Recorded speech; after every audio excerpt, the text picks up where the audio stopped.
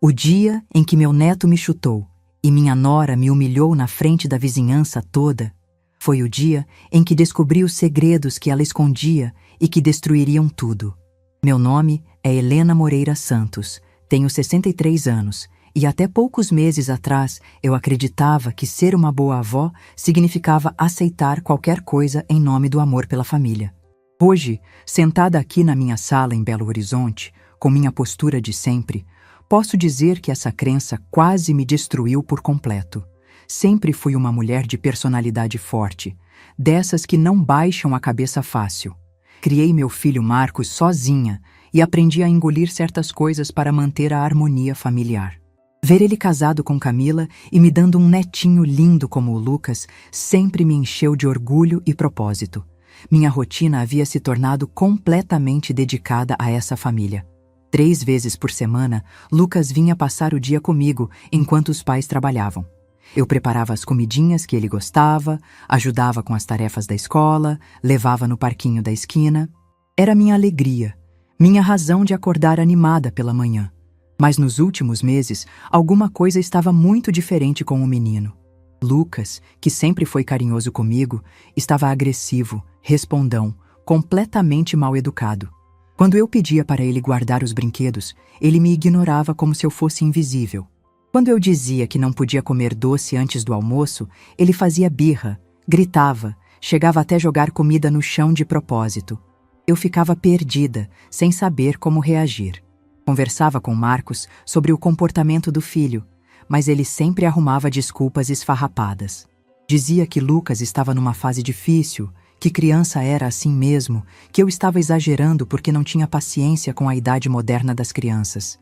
Camila, então, ficava visivelmente irritada quando eu tocava no assunto, como se eu estivesse criticando a educação perfeita que eles davam ao menino. Foi numa terça-feira do mês passado que tudo mudou para sempre. Lucas havia chegado de manhã cedo, como sempre, porque Marcos e Camila precisavam trabalhar. Eu preparei o café da manhã dele com todo carinho, pão francês quentinho, leite com chocolate, frutas picadinhas. Mas ele recusou tudo com desdém. Queria apenas biscoito recheado e refrigerante no café da manhã.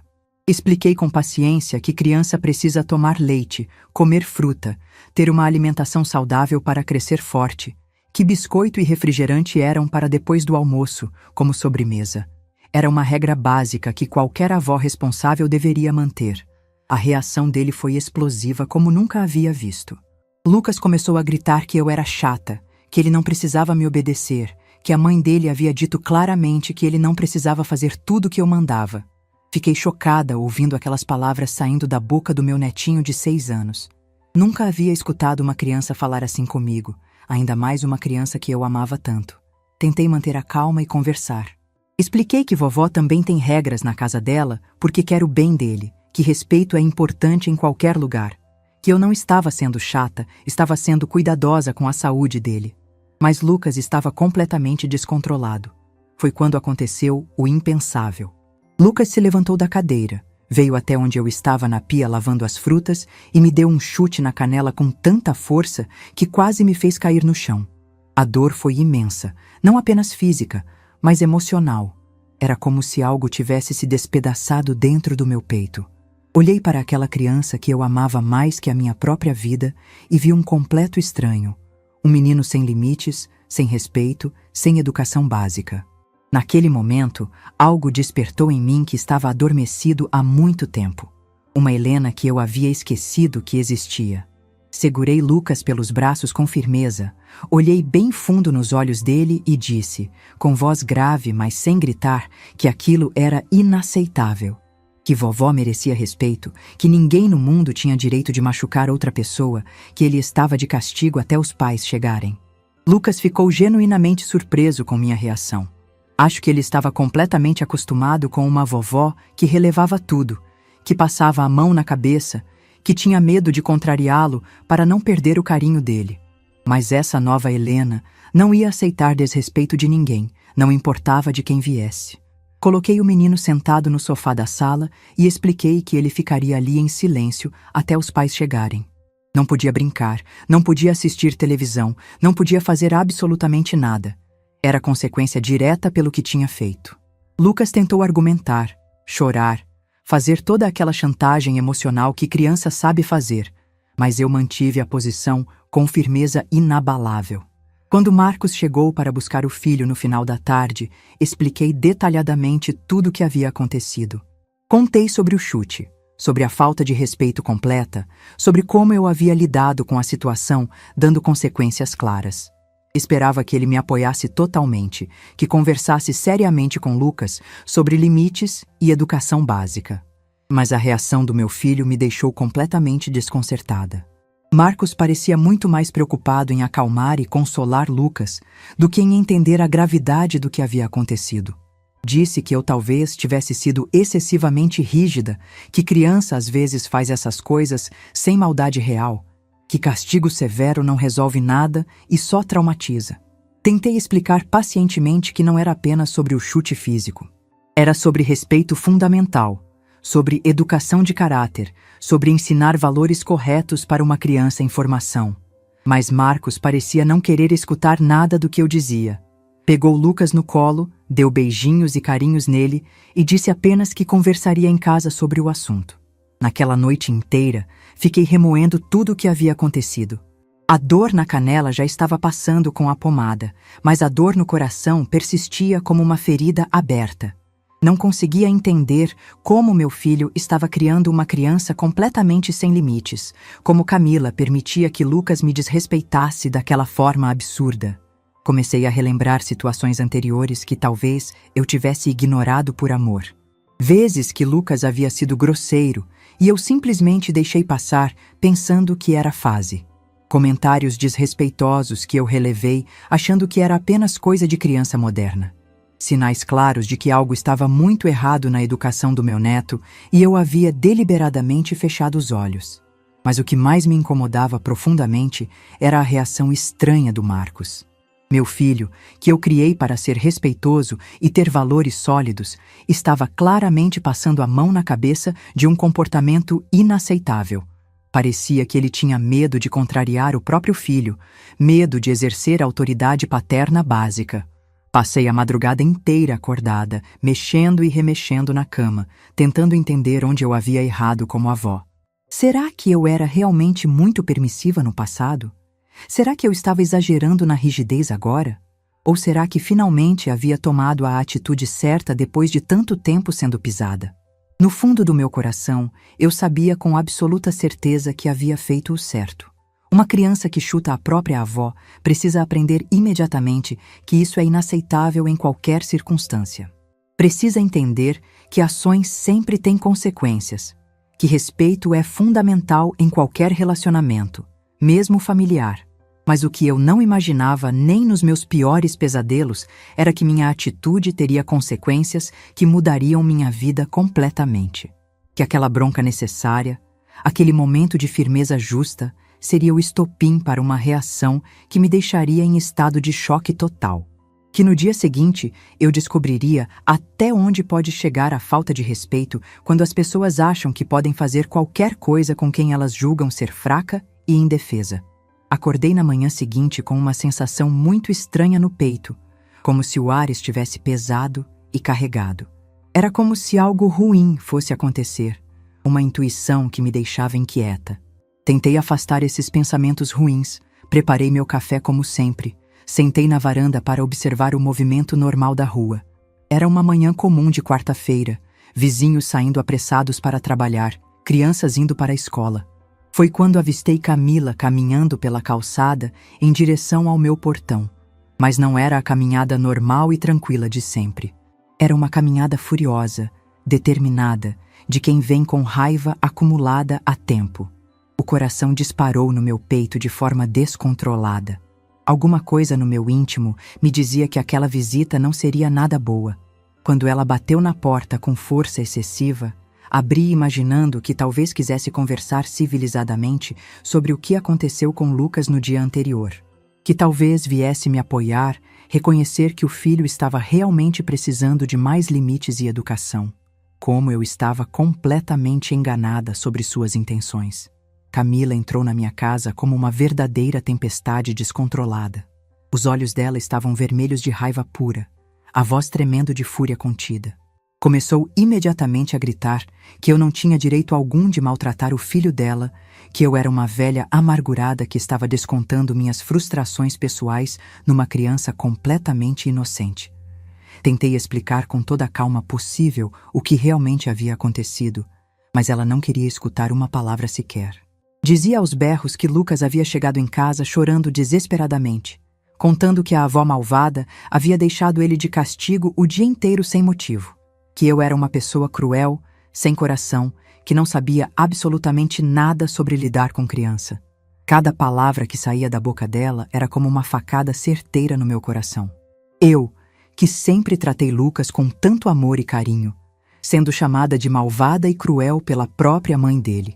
Tentei manter a compostura e expliquei sobre o chute, sobre a importância fundamental de ensinar respeito às crianças desde pequenas. Foi então que aconteceu algo que eu jamais imaginei ser possível. Num momento de fúria completamente descontrolada, Camila avançou em mim como um animal selvagem, me agarrou pelos cabelos com força brutal e começou a me empurrar violentamente. A dor física foi intensa, mas não foi absolutamente nada comparado à humilhação devastadora. Ali, na porta da minha própria casa, sendo fisicamente agredida pela nora na frente de toda a vizinhança que estava assistindo. Os gritos dela ecoaram por toda a rua como sirene de ambulância. Ela me chamou de velha inútil e imprestável, disse que eu não passava de uma intrometida maldosa que queria se meter na educação perfeita do filho dela. Que lugar de velha era no asilo, não atrapalhando família alheia com suas ideias antigas. Consegui me desvencilhar dela com dificuldade e fechei a porta rapidamente, mas o estrago emocional estava completamente feito. Toda a vizinhança havia presenciado aquela cena humilhante e degradante. Dona Francisca, que morava do lado, tinha saído correndo na varanda para ver. Seu Antônio, da casa da frente, estava parado no portão olhando boquiaberto. Até as crianças que passavam para a escola pararam para assistir ao escândalo. Fiquei ali, encostada na porta fechada, com o coração batendo completamente descompassado, os cabelos totalmente despenteados, sentindo o couro cabeludo doer intensamente onde ela havia puxado com violência. Mas muito mais que a dor física, era a dor profunda da humilhação pública que me devastava por completo. Naquele momento decisivo, olhando para o espelho do corredor e vendo meu reflexo descabelado e completamente assustado, algo se rompeu definitivamente dentro de mim. Não era mais tristeza nem mágoa simples. Era uma clareza fria e cortante. Uma lucidez cristalina que me mostrava que eu havia sido completamente cega por tempo demais. Aquele silêncio sepulcral depois da porta fechada foi o mais poderoso e transformador da minha vida inteira. Era o silêncio de uma mulher que finalmente havia enxergado a verdade nua e crua. E eu sabia, com absoluta certeza, que nada mais seria como antes. Depois daquele escândalo humilhante na minha porta, passei 3 dias trancada em casa, sem coragem de enfrentar a vizinhança. Mas nesses dias de isolamento, algo importante estava acontecendo dentro de mim. Eu estava finalmente enxergando minha própria história com clareza. Durante todos esses anos, me orgulhava de ser uma avó presente e sogra generosa. Quando Marcos se casou com Camila, ofereci minha casa para a festa de noivado, paguei o vestido da noiva, ajudei com metade das despesas do casamento. Via aquilo como investimento na felicidade do meu filho. Nos primeiros anos de casados, eles moravam num apartamento pequeno no centro. O salário de contador do Marcos não sustentava o padrão que Camila desejava. Ela tinha gostos caros, sempre queria as melhores marcas, restaurantes chiques, roupas da moda. Começaram então os pedidos de ajuda. Valores pequenos no início, sempre com promessas de pagamento. Dinheiro para completar a prestação do carro, móveis novos, uma viagem de fim de semana. Eu emprestava sem questionar porque queria ver meu filho feliz. Quando Camila engravidou, as despesas explodiram. Hospital particular caro, enxoval das melhores marcas, quarto do bebê com móveis importados. Tudo saía do meu bolso, mas eu pagava feliz pensando no meu futuro neto. Após o nascimento do Lucas, minha ajuda se tornou mensal. Camila parou de trabalhar para se dedicar ao bebê. Uma renda só não bastava para o padrão que haviam se acostumado. Eu cobria a diferença mensalmente, sem questionar. O problema é que meus empréstimos nunca eram devolvidos. Sempre surgia uma nova emergência. Remédio caro para Lucas, tratamento dentário urgente, manutenção do carro. Camila era especialista em criar justificativas convincentes. O mais difícil era a falta de gratidão. Camila nunca demonstrava reconhecimento. Pelo contrário, sempre reclamava que o dinheiro atrasava, que não era suficiente, que eu precisava entender melhor as necessidades de uma família jovem. Percebi que havia me tornado patrocinadora oficial da vida deles. Não era mais Marcos pedindo ajuda como filho, era Camila ligando com listas prontas do que precisava ser pago. Ela falava comigo como se eu fosse funcionária, não sogra fazendo favor. Para sustentar essa generosidade, cortei drasticamente meus próprios gastos. Parei de viajar, comprar roupas novas, fazer pequenos prazeres. Minha aposentadoria de professora ia quase inteira para eles. Vivia com o mínimo para que tivessem o máximo. Quando Lucas completou 4 anos, decidiram se mudar para a casa maior num bairro nobre. Aluguel 3 vezes mais caro. Mas Camila argumentava que a criança precisava de mais espaço. Naturalmente, eu complementaria a diferença no orçamento. Foi então que comecei a questionar se estava sendo explorada. Outros parentes comentavam como Marcos e Camila viviam bem. Roupas novas, carros do ano, viagens nas férias. Ninguém sabia que por trás desse conforto estava meu sacrifício, minha aposentadoria sendo dilapidada. Tentei conversar com Marcos sobre essa dependência financeira. Sugeri que Camila voltasse a trabalhar pelo menos meio período. Mas ele sempre a defendia, dizendo que trabalho dela era cuidar do Lucas, que criança precisava da mãe em casa. Camila havia se tornado mestre em manipulação emocional. Quando eu hesitava em dar dinheiro, apelava para o Lucas. Dizia que a criança ficaria sem natação, sem plano de saúde, sem roupas adequadas. Como avó, eu não conseguia negar nada que prejudicasse meu neto. O mais perverso era como usava Lucas para me pressionar. Quando eu demorava para depositar, comentava na frente dele que vovó estava atrasando a mesada da família. Lucas cresceu achando normal eu bancar as despesas deles como obrigação natural minha. Durante anos, me sentia útil sendo necessária financeiramente. Achava que estava comprando meu lugar na família, garantindo que precisassem de mim. Na verdade, criava relação doentia onde meu valor se resumia ao dinheiro que oferecia. Camila desenvolveu o sistema quase empresarial para extrair dinheiro de mim. Fazia planilhas de gastos, mandava por WhatsApp as contas a pagar, estabelecia prazos para depósitos. Eu havia me tornado banco pessoal da família. O que não percebia é que enquanto me sacrificava, era tratada com desrespeito crescente. Minhas opiniões eram ignoradas, meus conselhos desprezados, minha presença tolerada apenas quando vinha com dinheiro. Havia comprado meu lugar na família, mas não respeito. Durante festas familiares, observava como outros parentes eram tratados. Sogras que não davam dinheiro, mas eram respeitadas. Avós que tinham palavra final sobre a educação dos netos. Eu tinha dinheiro, mas não voz. Tinha conta bancária, mas não consideração. Marcos parecia genuinamente inconsciente da situação. Havia se acostumado tanto com minha ajuda que não conseguia enxergar como dependência. Para ele, eu era simplesmente a mãe generosa que sempre estaria lá. Não era exploração, era amor maternal. Mas Camila sabia exatamente o que fazia. Construiu estilo de vida baseado no meu dinheiro e mantinha essa fonte funcionando perfeitamente. Sempre me tratava com cordialidade calculada. Nunca amigável demais para não criar intimidade. Nunca hostil demais para não arriscar eu cortar a ajuda. O mais doloroso era perceber como Lucas foi influenciado por essa dinâmica. Cresceu vendo a mãe tratar a avó como funcionária, vendo o pai aceitar isso passivamente. Para ele, desrespeitar a avó era normal, porque em casa ninguém demonstrava verdadeiro respeito por mim. Eu havia me tornado invisível como pessoa. Era apenas a avó banco, a sogra patrocinadora, fonte de dinheiro que deveria estar sempre disponível e nunca reclamar.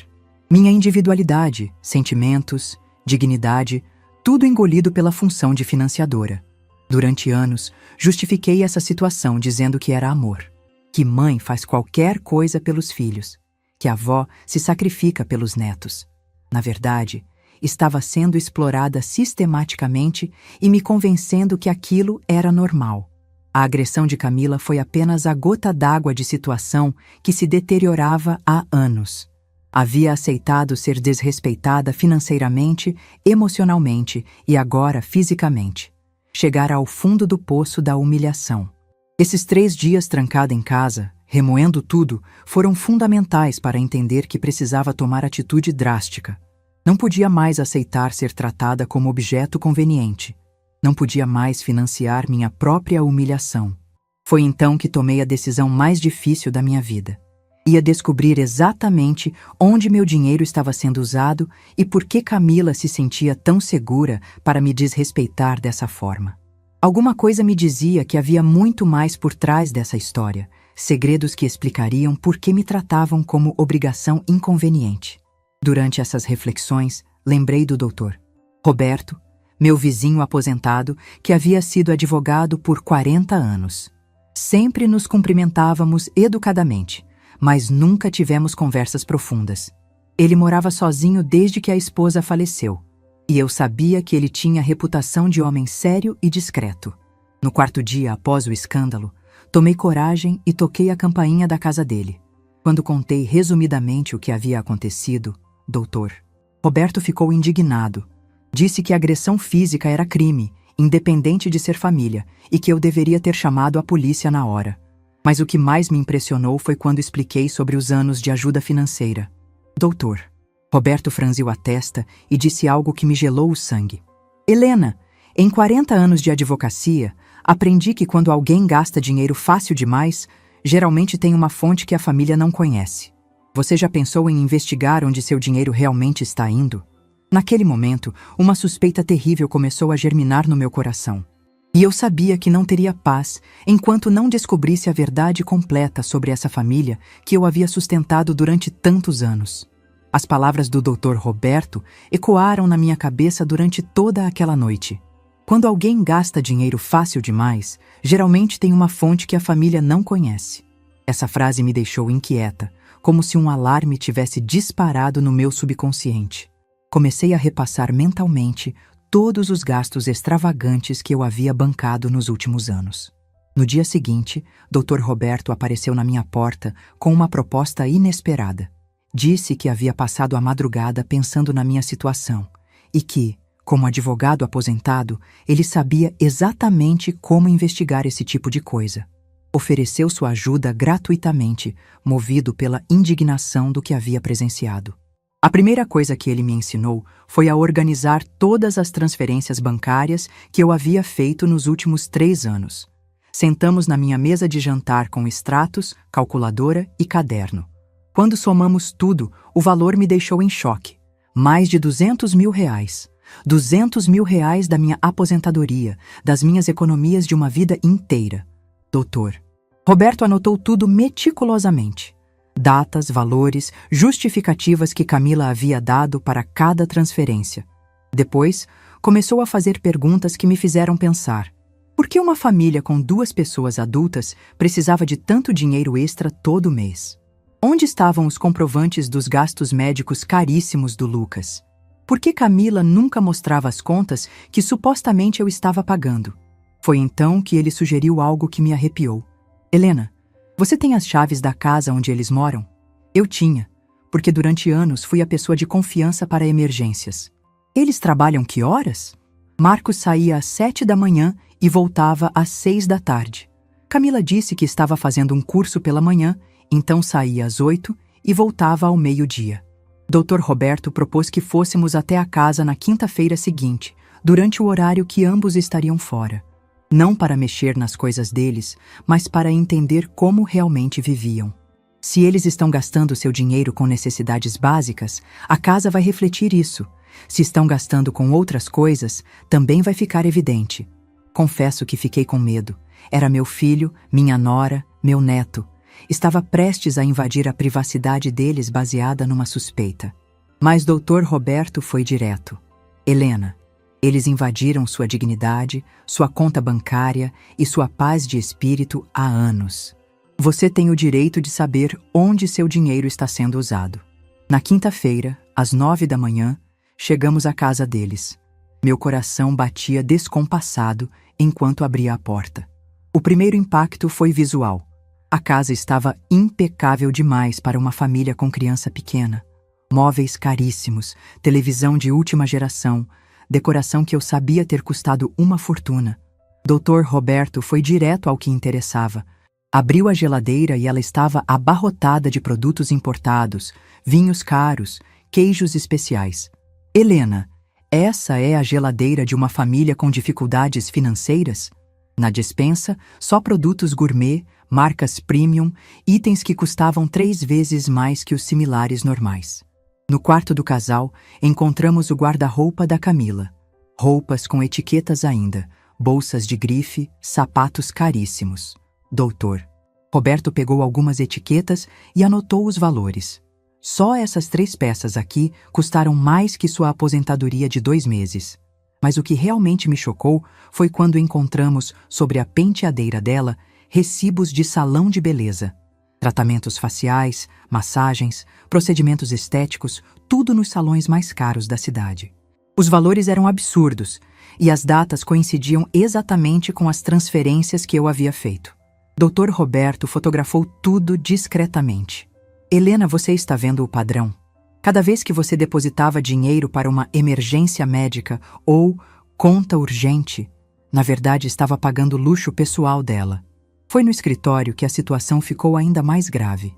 Doutor.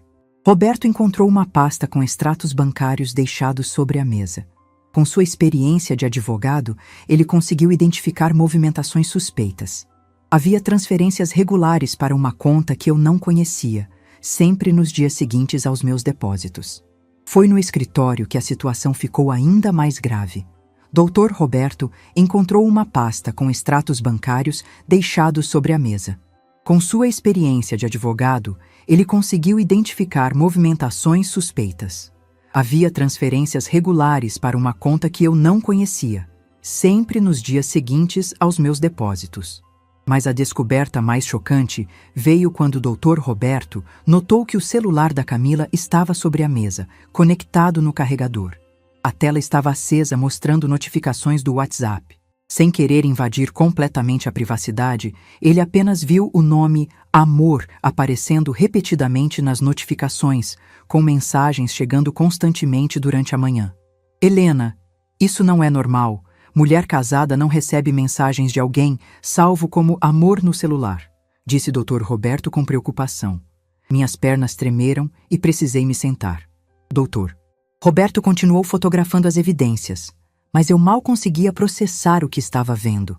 Meu dinheiro, meu sacrifício, minha aposentadoria, tudo isso estava financiando a traição da minha nora.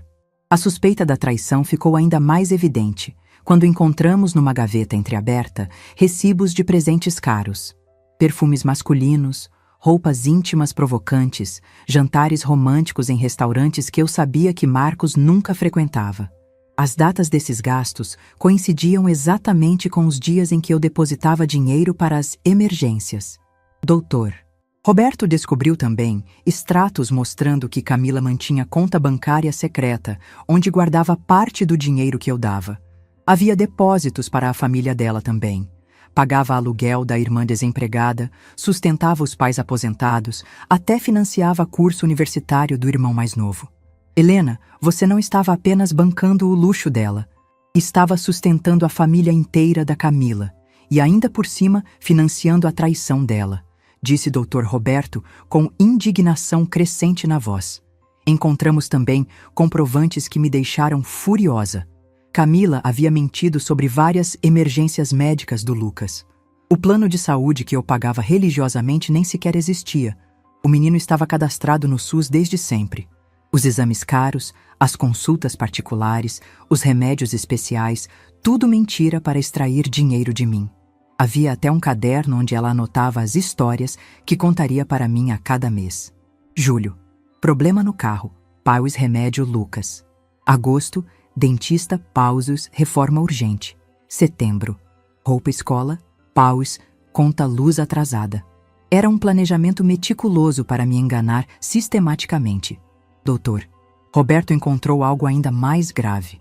recibos de empréstimos que Camila havia feito usando meu nome como referência. Ela havia me colocado como avalista sem meu conhecimento, forjando minha assinatura. Se ela não pagasse, eu seria cobrada judicialmente. Quando terminamos de revistar tudo, eu estava destruída emocionalmente. Não era apenas dinheiro que eu havia perdido. Era dignidade, respeito, confiança. Durante anos, eu havia sido tratada como uma velha boba que podia ser enganada impunemente. Dr. Roberto organizou todas as evidências numa pasta. Helena, o que temos aqui é suficiente para destruir o casamento deles e ainda processar ela por estelionato. Camila cometeu vários crimes: falsificação de documento, apropriação indébita, uso de documento falso. Saímos da casa em silêncio. Eu estava em choque, tentando processar a dimensão da traição que havia descoberto. Não era apenas infidelidade conjugal. Era uma rede de mentiras, manipulação e crimes financeiros construída às minhas custas. Naquela noite, Dr. Roberto veio à minha casa com todas as evidências organizadas cronologicamente. Mostrou-me como Camila havia construído um esquema sofisticado de manipulação. Sempre alternava as desculpas, nunca pedia valores muito altos de uma vez. Mantinha Marcos inconsciente sobre os valores reais que eu dava. Helena, você foi vítima de uma criminosa profissional. Camila não é apenas uma nora ingrata. É uma golpista que escolheu você como alvo há anos, disse ele, colocando a mão no meu ombro com carinho paternal. Foi então que tomei a decisão mais importante da minha vida. Não ia apenas confrontar Camila sobre as mentiras. Ia destruir completamente o castelo de cartas que ela havia construído com meu dinheiro. Ia mostrar para Marcos quem realmente era a mulher com quem ele estava casado. Doutor, Roberto sugeriu que marcássemos uma reunião familiar para o sábado seguinte. Vamos convidar Marcos e Camila para virem aqui, como se fosse uma conversa normal sobre a situação. Quando eles estiverem acomodados, apresentamos as evidências. Será impossível negarem. Naquela noite, liguei para Marcos pedindo que viesse com Camila no sábado à tarde para conversarmos sobre alguns mal-entendidos que haviam acontecido. Ele aceitou imediatamente, provavelmente pensando que eu ia me desculpar pela bronca no Lucas e voltar a ser a velha submissa de sempre. Como eles estavam enganados. A Helena que eles conheciam havia morrido no dia da agressão. A mulher que eles encontrariam no sábado seria alguém completamente diferente. Uma mulher armada com a verdade e determinada a fazer justiça. O sábado chegou e eu acordei com uma serenidade que não sentia há anos. Era como se toda a angústia dos últimos meses tivesse se transformado em uma determinação fria e calculada. Dr. Roberto chegou às 14h, trazendo uma pasta organizada com todas as evidências e um gravador pequeno que ele disse ser importante para registrar a conversa. Marcos e Camila chegaram pontualmente às 3h. Lucas não veio. Tinha ficado na casa de um amiguinho, o que era perfeito para o que precisávamos fazer. Camila entrou na minha sala com aquela postura altiva de sempre, como se nada tivesse acontecido entre nós. Marcos parecia constrangido, provavelmente ainda pensando no episódio da agressão. Ofereci café e biscoitos, agi como anfitriã cordial. Doutor, Roberto foi apresentado apenas como meu vizinho que está me ajudando com alguns assuntos. Camila o cumprimentou com desdém, claramente incomodada com a presença de uma terceira pessoa na conversa. Comecei falando sobre como havia refletido muito nos últimos dias. Disse que queria entender melhor onde meu dinheiro estava sendo usado, já que sempre ajudei com tanto carinho, mas sentia que talvez não estivesse sendo eficiente. Camila relaxou visivelmente, achando que eu estava apenas querendo organizar melhor as ajudas. Foi então que Dr. Roberto abriu a pasta calmamente. Camila, você poderia nos explicar esses recibos? Ele colocou sobre a mesa de centro os comprovantes dos tratamentos de beleza, das roupas de grife, dos jantares caros. O rosto dela empalideceu instantaneamente. Marcos olhava os papéis sem entender. Que recibos são esses, Camila? Ela gaguejou tentando explicar. Disse que eram coisas antigas, gastos pessoais normais. Mas, doutor, Roberto foi implacável. Antigas não, Camila. Todas essas datas coincidem exatamente com os depósitos que Helena fez na sua conta. A atmosfera na sala mudou completamente. Marcos pegou um dos recibos, um tratamento facial de R$ 1.500, feito no dia seguinte a um depósito que eu havia feito supostamente para remédio do Lucas. Camila, esse é o dia que você disse que Lucas precisava de antibiótico especial. Camila tentou se defender, disse que tinha direito de se cuidar, que mulher casada também precisava se sentir bonita, mas Dr. Roberto continuou apresentando as evidências. Os extratos bancários mostrando as transferências para conta desconhecida, os comprovantes de pagamentos para terceiros, os empréstimos fraudulentos. Quando o doutor Roberto mostrou o extrato da conta secreta que ela mantinha. Marcos ficou em choque total. Camila, que conta é essa? Por que você tem uma conta que eu não conheço? Ela tentou argumentar que era uma poupança para surpresas familiares, mas os valores e as movimentações deixavam claro que não se tratava disso. O momento mais devastador foi quando o doutor Roberto apresentou os comprovantes dos empréstimos onde meu nome aparecia como avalista, sem minha autorização. Marcos olhou para mim, depois para a esposa, e perguntou com voz embargada: Camila, você usou o nome da minha mãe sem autorização dela? Foi quando a máscara dela finalmente caiu por completo. Camila explodiu em fúria, gritou que eu era uma velha intrometida que não tinha direito de vasculhar a vida dela. Disse que o dinheiro que eu dava era pouco perto de tudo que ela fazia pela família, que eu deveria ser grata por ter netos e uma nora que me tolerava. Tolerar? Dr. Roberto se levantou da poltrona. Camila, você agrediu fisicamente uma senhora de 63 anos na frente da vizinhança toda. Você forjou documentos, manteve contas secretas, enganou sistematicamente sua sogra durante anos. Isso não é tolerância, é crime. Marcos estava destruído, passando as mãos pelo rosto repetidamente. Quando o Dr. Roberto mostrou os recibos dos presentes masculinos e das lingeries provocantes compradas com meu dinheiro, meu filho olhou para Camila com uma expressão que jamais esquecerei. Camila, para quem são essas coisas? Ela tentou mais uma mentira, disse que as roupas íntimas eram para ela mesma, que os perfumes masculinos eram presentes para Marcos. Mas Dr. Roberto tinha anotado todas as datas e valores, mostrando que os presentes eram comprados em dias que Marcos estava viajando a trabalho. A discussão se intensificou quando Marcos descobriu sobre o curso matinal que Camila supostamente fazia. Dr. Roberto havia ligado para a instituição de ensino e confirmado que ela nunca se matriculou. Camila, onde você vai todas as manhãs quando sai de casa? Foi quando ela cometeu o erro final. Numa explosão de raiva, Camila gritou que não devia satisfação da vida dela para ninguém, que estava cansada de fingir ser a esposa perfeita, que merecia ser feliz longe daquela família sufocante. As palavras saíram antes dela conseguir se controlar. O silêncio que se seguiu foi ensurdecedor. Marcos olhava para a mulher como se estivesse vendo uma estranha completa. Camila, você está me traindo? A pergunta saiu como um sussurro devastado. Dr. Roberto aproveitou o momento para revelar a evidência final, as notificações constantes do contato amor no celular dela. Marcos, sua esposa recebe mensagens de outro homem salvo como amor no telefone. Isso é normal para você? Camila tentou negar. Disse que era apenas uma amiga, mas Marcos pegou o celular dela e viu as mensagens chegando em tempo real. Mensagens íntimas, românticas, completamente inadequadas. O rosto do meu filho se transformou numa máscara de dor e decepção. Marcos, há quanto tempo isso está acontecendo? Ele perguntou, ainda tentando processar a realidade. Camila finalmente confessou que havia conhecido alguém, que não planejara se envolver, que as coisas simplesmente aconteceram. Dr. Roberto foi cirúrgico. Camila, baseado nas evidências que coletamos, esse relacionamento dura pelo menos 2 anos. E durante todo esse tempo, você usou o dinheiro da Helena para financiar essa traição. Isso não simplesmente aconteceu. Foi planejado e executado friamente. Foi então que tomei a palavra pela primeira vez naquela tarde. Minha voz saiu calma, firme, sem qualquer rastro de emoção. Camila, você me agrediu fisicamente porque eu dei uma bronca necessária no seu filho. Você me humilhou na frente da vizinhança inteira. Mas agora eu entendo por que se sentiu tão segura para me desrespeitar. Continuei olhando diretamente nos olhos dela. Você achou que eu era uma velha boba que nunca descobriria nada.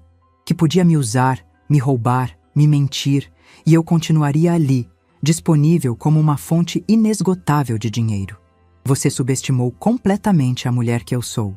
Marcos estava chorando silenciosamente, ainda segurando os papéis que comprovavam anos de traição e mentiras. Mãe, eu não sabia de nada disso. Se eu soubesse que ela estava fazendo isso com você, com nossa família... Dr. Roberto colocou a mão no ombro do meu filho. Marcos, sua mãe não quer destruir você. Ela quer que você enxergue a verdade e tome as decisões corretas para o futuro do Lucas e de vocês. E Camila percebeu que havia perdido completamente o controle da situação. Tentou uma última cartada emocional. Falou sobre Lucas ficar sem mãe, sobre família não se abandona, sobre perdão cristão. Mas Dr. Roberto foi implacável. Camila, você abandonou esta família há anos quando decidiu traí-los e roubar deles. Helena não está destruindo nada. Está apenas revelando a destruição que você já havia causado. Marcos se levantou da poltrona, ainda segurando os papéis. Camila, eu preciso de um tempo para processar tudo isso. Não consigo nem olhar para você agora. Ele se virou para mim. Mãe, me perdoa por ter duvidado de você. Me perdoa por não ter enxergado o que estava acontecendo. Naquele momento, senti uma paz que não experimentava há anos. Não era vingança, nem satisfação maldosa. Era a sensação de que finalmente a verdade havia triunfado, de que eu havia recuperado minha dignidade. Dr. Roberto recolheu todos os documentos calmamente. Marcos, estas evidências são suficientes para vários processos criminais e para um divórcio com causa. Sua mãe vai decidir se quer processar Camila pelos crimes financeiros, mas você precisa tomar suas próprias decisões sobre o futuro. Quando eles saíram da minha casa naquela tarde, eu sabia que minha vida havia mudado para sempre. Não apenas porque havia desmascarado uma criminosa, mas porque havia redescoberto minha própria força. A Helena submissa e manipulável havia morrido definitivamente. Em seu lugar, nasceu uma mulher que jamais mais aceitaria ser desrespeitada. 3 semanas se passaram desde aquela tarde reveladora na minha sala. 3 semanas que mudaram completamente a dinâmica da minha família e me devolveram algo que eu havia perdido há muito tempo: o respeito por mim mesma. Marcos veio me visitar no dia seguinte ao confronto. Chegou de olhos vermelhos, devastado emocionalmente, mas com uma lucidez que eu não via nele há anos. Pediu desculpas por tudo, por ter duvidado de mim, por não ter percebido como Camila me tratava, por ter permitido que Lucas me desrespeitasse daquela forma. Mãe, eu fui um idiota completo.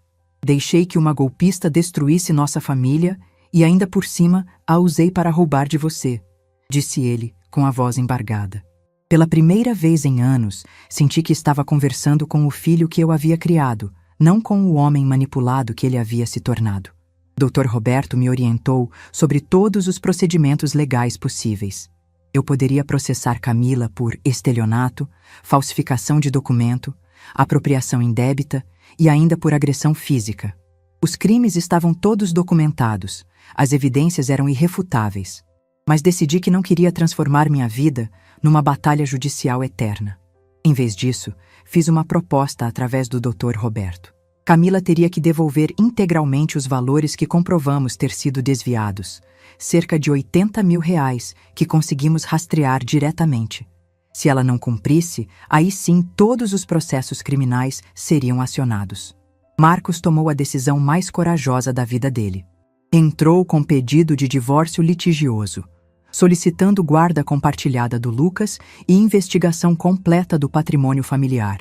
Descobriu que Camila havia contraído dívidas usando o nome dele, que havia vendido bens da família sem autorização, que havia mentido sobre praticamente tudo. O oficial de justiça apareceu na porta da casa onde eles moravam, numa terça-feira de manhã. Camila estava sozinha quando recebeu a citação do divórcio e a notificação extrajudicial sobre os valores que devia me restituir. Segundo Dona Francisca, que presenciou a cena, Camila ficou desesperada, começou a chorar e gritar que ia perder tudo. Mas o que mais me marcou foi a transformação do Lucas. Quando Marcos explicou para o menino, de forma adequada para uma criança, que papai e mamãe não iam mais morar juntos, Lucas perguntou se podia vir morar alguns dias comigo. Vovó, Eu me comporto mal com você. Mamãe dizia que podia, mas agora sei que estava errado. Naquele momento, meu coração se encheu de esperança. Meu netinho estava voltando a ser a criança carinhosa que eu conhecia.